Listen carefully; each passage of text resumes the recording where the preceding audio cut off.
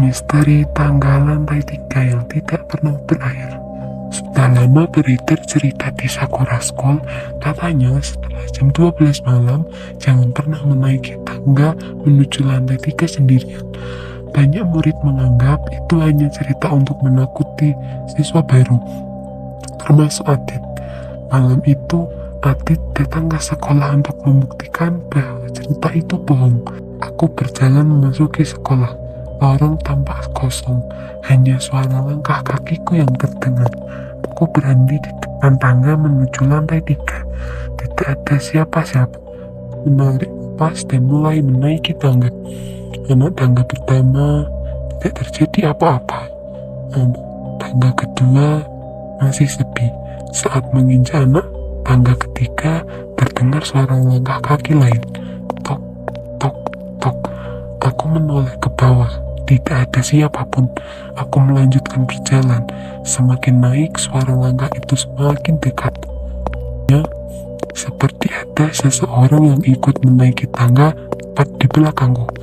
Aku mempercepat langkah. Akhirnya aku sampai di lantai 3. Lorongnya gelap, semua pintu kelas tertutup. Tiba-tiba dengar suara perempuan pelan. Aku mencari asal suara itu, namun lorong tetap kosong. Saat hendak turun, aku kaget. Tangga yang baru saja kulewati menghilang. Di depanku hanya ada lorong panjang yang tidak berujung. Aku berjalan mencari jalan keluar. 5 menit, 10 menit, lorong itu tidak pernah berakhir. Tiba-tiba aku melihat seorang siswi berdiri di depan jendela. Ia membelakangiku. "Hei, kamu siapa?" Tidak ada jawaban. Aku mendekat. Saat tinggal beberapa langkah lagi, ia berbisik, "Jangan naik ke lantai 3 lagi." Perlahan ia menoleh. Wajahnya sangat pucat, matanya hitam. Lalu ia tersenyum. Lalu lorong langsung padat. Aku berlari sekuat tenaga. Saat menyala lagi, lorong sudah kembali mati. Tangga menuju lantai bawah muncul lagi. Aku berlari turun tanpa melihat ke belakang.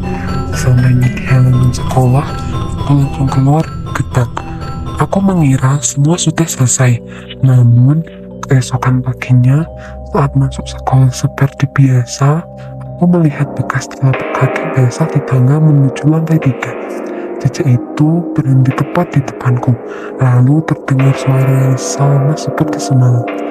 "Adit, malam ini kembali lagi." Aku langsung menoleh. Tidak ada siapa-siapa. Sejak hari itu, aku tidak pernah lagi berani naik ke lantai 3 sendirian saat malam. Tapi, beberapa murid berkata mereka masih sering mendengar suara langkah kaki di tangga itu, meski tidak ada siapapun di sana. Hemat, kalau kalian ingin tahu siapa sebenarnya siswi misterius itu, tulis part 2 di kolom komentar.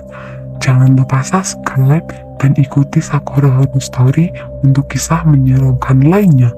Kalau kalian suka cerita horor pendek seperti ini, jangan lupa like, subscribe, dan aktifkan lonceng notifikasi supaya tidak ketinggalan cerita-cerita seram berikutnya.